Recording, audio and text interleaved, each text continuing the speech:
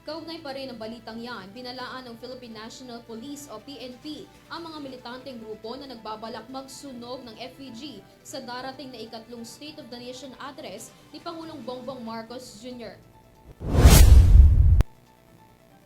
Kamakailan ay naglabas ang Quezon City Police District o QCPD ng Batas Pambansa 880 na sinasabing pananagutin nila ang sinumang lumabag sa saklaw ng batas. Binigyang diin ni PNP Public Information Office Chief Police Colonel Jean Fajardo ang mahigpit na ipinagbabawal sa SONA, kabilang na ang pagsusunog ng anumang bagay sa kalsada.